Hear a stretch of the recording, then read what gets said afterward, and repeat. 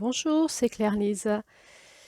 Ce matin, suite à un rêve que j'ai fait cette nuit, nuit de la pleine lune de mai, euh, je vais vous parler de c'est quoi écouter son cœur. J'ai rêvé cette nuit qu'il fallait que je vous fasse cet audio, donc je vous le fais. Euh, c'est étrange de parler de ça et pourtant, c'est aussi évident de se dire mais peut-être qu'on ne sait pas de quoi on parle en fait. Peut-être qu'il faut le préciser.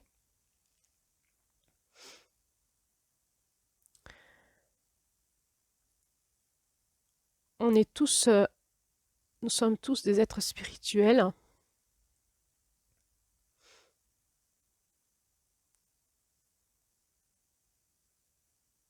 Et la conscience que nous en avons aujourd'hui sur Terre, elle est très réduite de ça.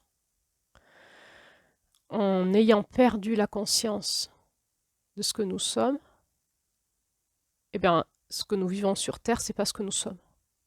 Et c'est ce qui nous fait souffrir.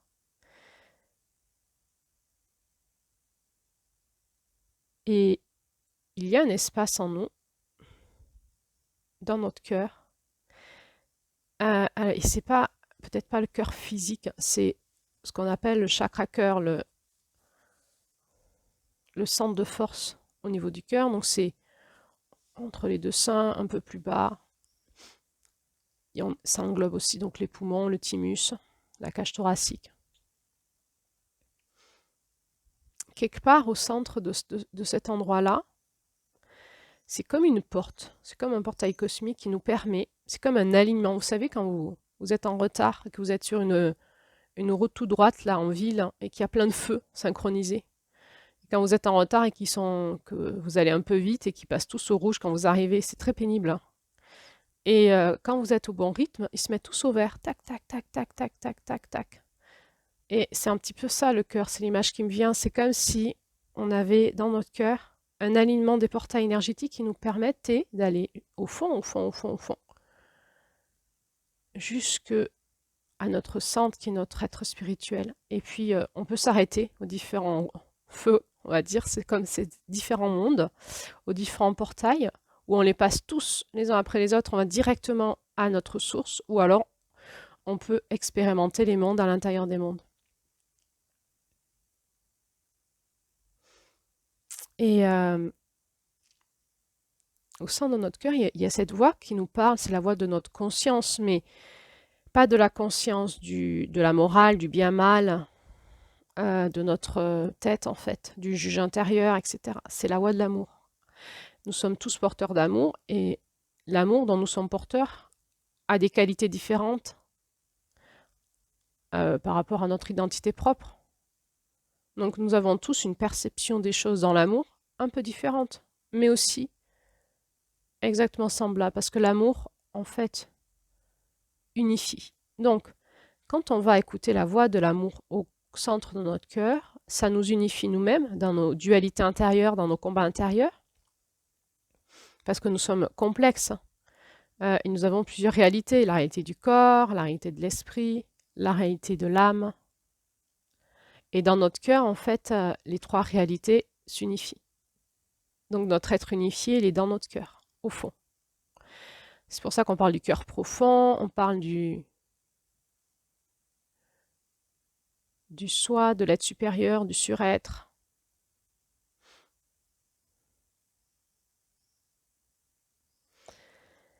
Et c'est dans l'espace de ce cœur que nous pouvons entendre aussi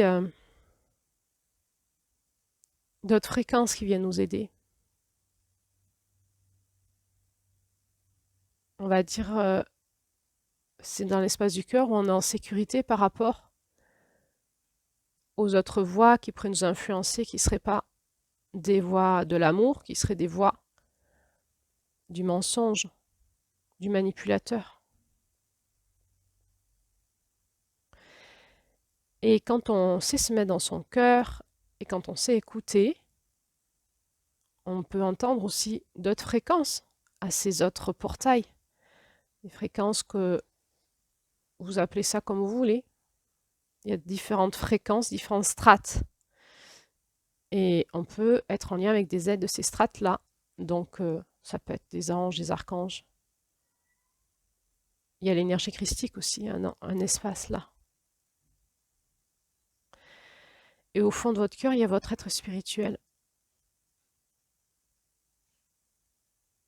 Et pour pouvoir l'entendre, parce que l'entendre, ça va nous unifier dans nos différentes parts de nous, mais ça va aussi nous unifier avec les autres. Parce que dans l'hypothèse où tout le monde écouterait son cœur, nous serons tous unifiés dans l'amour. Il n'y aurait plus de dualité. Alors, comme on est sur Terre, ça n'existe pas, il y a de la dualité, mais on peut aussi retrouver des points d'unité, d'unification, en allant se reconnecter à notre cœur. Donc, par exemple, dans un couple, quand ça bouscule un petit peu, et c'est bien normal, on est sur Terre, et c'est le jeu, c'est le challenge. C'est de rester dans notre identité individuelle, de sortir de la zone de confusion de la fusion, tout en se retrouvant dans l'unité. C'est le couple. On pourrait imaginer une famille qui sait faire ça, un groupe qui sait faire ça. Donc, ça serait quand il y a des états de crise ou quand il y a des décisions importantes à prendre ou quand il y a une question qui se pose, on se réunirait, chacun irait voir dans son cœur ce que dit son être spirituel, poserait sa parole de sagesse et le groupe pourrait prendre une décision d'unité. C'est ce que faisaient les Amérindiens. C'est pas pour ça qu'ils étaient mieux que les autres. Quand on regarde les contes, ils avaient les mêmes travers que les autres humains. En tout cas, il y avait une forme de sagesse qu'on a exterminée, que les chrétiens ont exterminée, au nom du Christ, au nom de la Bible, pour conquérir leur territoire, et aussi on a éteint leur sagesse.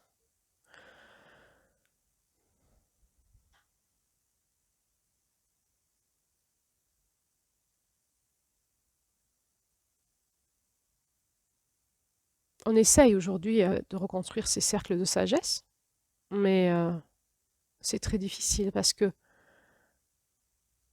nous avons perdu la connexion à l'amour dans notre cœur et le retrouver demande une pratique.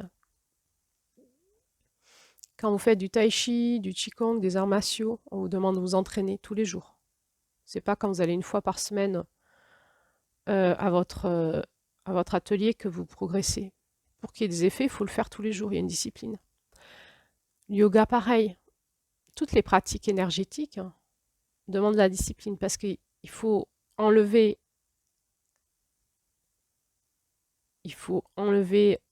là où l'énergie va qui est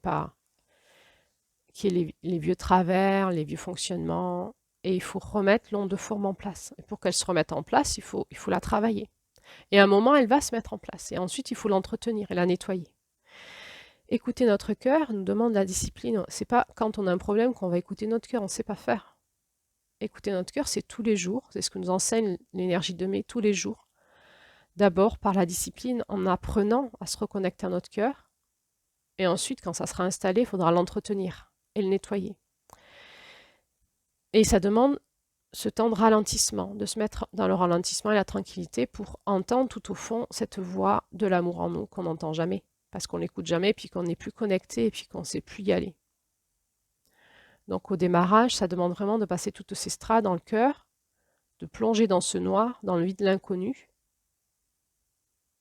Et à un moment, vous allez l'entendre, la voix de l'amour. Des fois, c'est tout petit.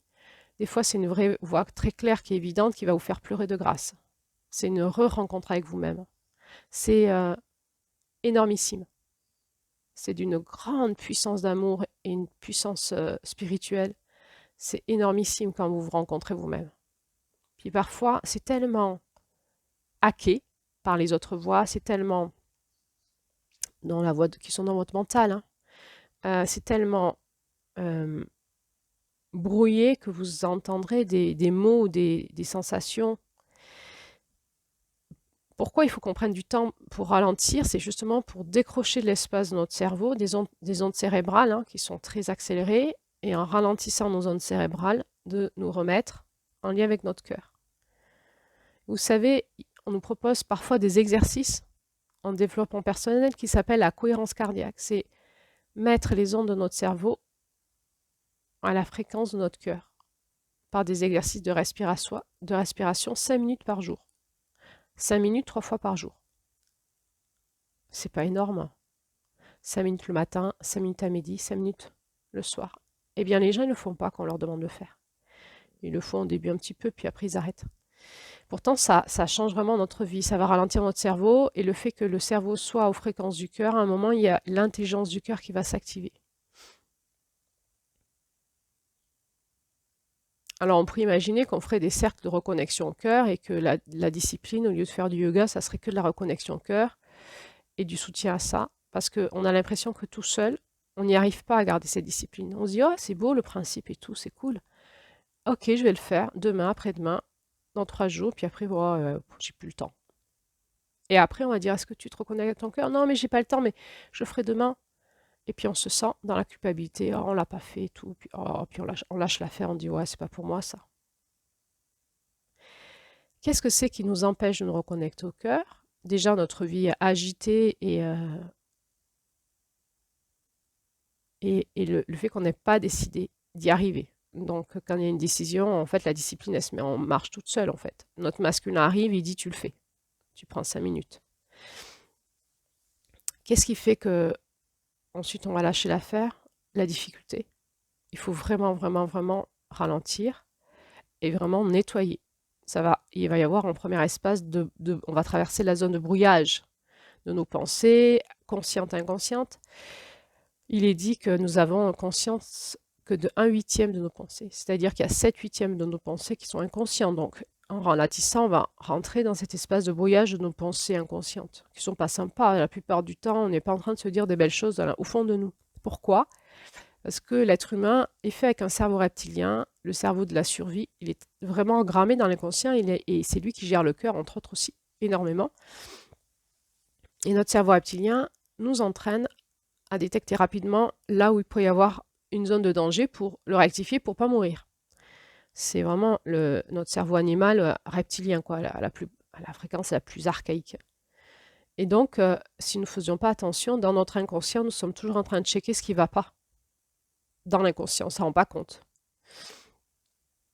Et du coup, quand on descend dans nos profondeurs, dans nos zones de brouillage, on peut prendre conscience de plein de pensées pas sympas. De jugement sur nous, sur les autres, de peur, d'angoisse, de se sentir victime, ou de se culpabiliser, ou de s'en vouloir.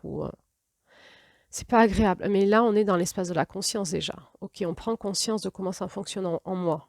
Et une fois qu'on sait se reconnecter à l'amour, on le nettoie. On le nettoie avec l'amour. Qu'est-ce que me dit l'amour dans mes zones de brouillage? Est-ce que c'est ma faute? Pourquoi je fais ça? Pourquoi les autres font ça? Qu'est-ce qui se passe? Et si on a pu s'entraîner en se reconnectant à la porte d'or, c'est plus facile. Alors, qu'est-ce que ça veut dire quand je vous dis ça? C'est pas, ouais, au mois d'avril, on a fait 2-3 exercices, on s'est reconnecté à la porte d'or et en mai. Oui, pourquoi pas? Mais en fait, chaque mois, c'est un monde en part entier, hein. Donc, ça veut dire quoi? Ça veut dire que ce que je vous dis, c'est de la théorie pure. En réalité, on ne sait pas se reconnecter à la porte d'or. On a fait 2-3 prières en mars pour sortir de la dualité, donc on sait le faire, mais on ne le fait pas. On n'a pas la posture, la discipline. On sait théoriquement qu'on a une onde de forme spirituelle en nous, mais on ne la connaît pas, on ne l'a pas activée, elle est pas active, donc elle n'existe pas ou pas beaucoup. Et donc tout ça, c'est de la théorie en fait. C'est un référentiel que je vous propose. Mais le référentiel, il nous permet de voir où on en est et les axes qu'on veut travailler. Donc ce que je vous dis là, c'est une pensée puriste. C'est si on savait, on avait la maîtrise des mondes d'avant, des mondes de février, des mondes de mars, des mondes d'avril, et qu'on apprenait la maîtrise du monde de mai, on pourrait aller vers la maîtrise du monde de juin, qui serait la porte du sud, et on pourrait aller dans la maîtrise du monde de juillet, qui serait l'accomplissement de notre féminin, de notre masculin. Dans la sexualité sacrée, le couple sacré, l'amour, et on va voir qu'il y a une réunification au niveau cosmique aussi. Et c'est des repères qu'on peut se donner pour voir les axes de travail, ce qui nous appelle en fonction de ce qu'on traverse. On n'est pas tout puissant. C'est bien ça l'incarnation, c'est de nous confronter à notre impuissance, et c'est fait exprès, c'est pas un problème. Voilà, c'est le chemin de notre vie, de regarder où on en est et de réinstaller notre être spirituel dans les zones qui appellent.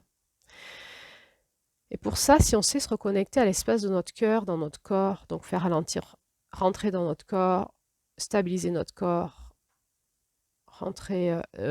faire baisser les fréquences de notre cerveau, se, se concentrer sur l'espace de notre cœur et savoir passer les portails énergétiques pour aller retrouver notre être spirituel, l'amour en nous, eh bien nous en aurons tout l'enseignement, mais aussi tous les soins, parce que ça va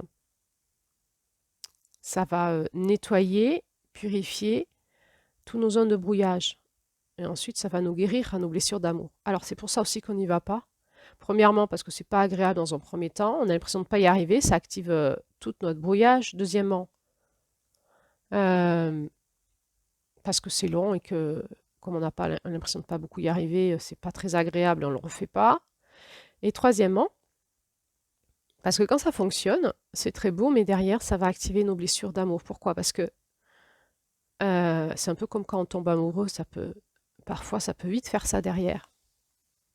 Il y a le premier état de grâce et puis après, il y a tout l'affolement des blessures de l'amour qui arrivent en courant. Parce que c'est une onde de forme, l'amour, qui cherche à s'installer dans des espaces de nous. Et les blessures d'amour, c'est des inversions à cette onde de forme et ça bloque, ça brise, ça casse, ça fuit. Et du coup, l'amour, il ne peut pas y aller là-dedans. Donc, il pousse. Comme il dit, vas-y, répare ça, il faudrait me faire la place, je voudrais bien m'installer là. Et du coup, ça vous met en lumière toutes vos blessures d'amour. Et derrière, vous n'êtes pas très bien. Vous n'êtes pas très bien, comme la résurgence, ça fait ressurgir plein de choses. Du passé, du présent, que vous avez refoulé dans l'inconscient, les trucs que vous ne voulez plus voir pour être bien dans votre vie. Ça va remonter, t'en es où dans l'amour par rapport à ça? T'en es où dans l'amour par rapport à ça? Et ça, il faut le traverser. Vraiment, la discipline de mai, c'est de retraverser nos blessures d'amour pour pouvoir aimer en juillet. Alors, ça va faire quoi? Des résurgences émotionnelles. Ensuite, les jours qui suivent, des blocages énergétiques dans le corps qu'il va falloir aller travailler, des sensations de brûlure. On peut même avoir des douleurs au niveau du corps ou du cœur et au niveau du chakra du cœur, avec des tensions, des rétractions, comme des douleurs d'infarctus, ça se ferme, ça brûle, ça fait mal, ça rétracte les vertèbres, ça fait des tensions.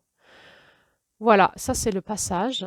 Et puis ensuite, en allant travailler ça, de manière énergétique, de manière dans la conscience, avec un ostéopathe, en laissant les résurgences se faire au niveau émotionnel et psychologique et corporel, à un moment, ça se guérit. Et il est beaucoup plus facile d'aller reconnecter rapidement la voix de notre cœur et de la mettre en pratique, et de mettre en pratique l'amour. Donc voilà pourquoi, parfois, ou souvent, ou toujours, on évite d'aller se reconnecter à la voix de notre cœur. On dit oui, oui, oui, c'est sympa, et on ne le fait pas. Parce que ça demande encore une fois du courage.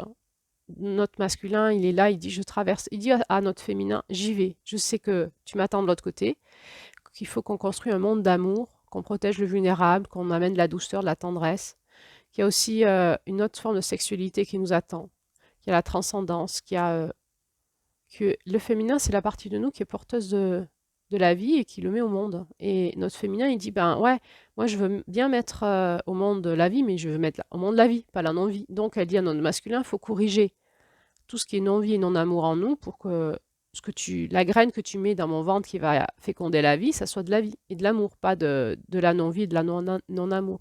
C'est là la dualité entre notre masculin et notre féminin.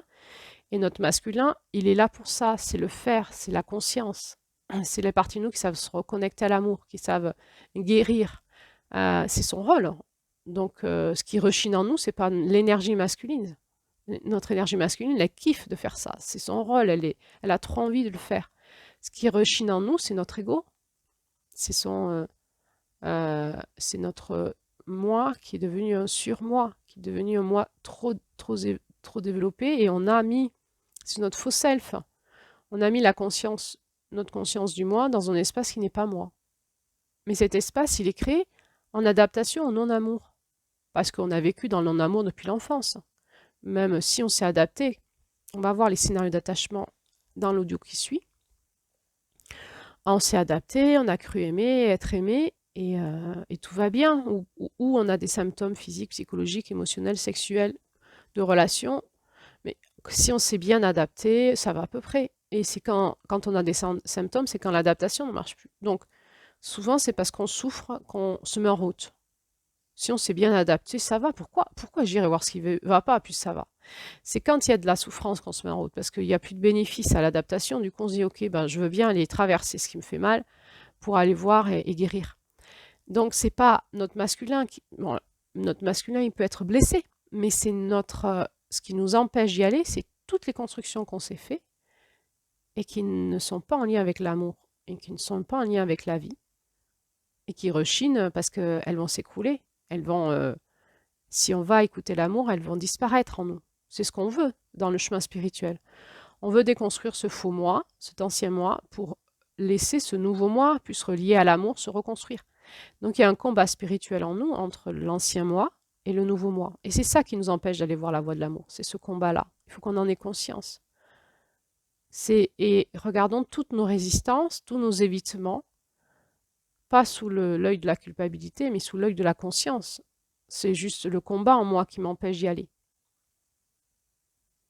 Et puis aussi, allons au bon rythme qui sont les nôtres, ne forçons pas. Donc, on est dans cet entre-deux.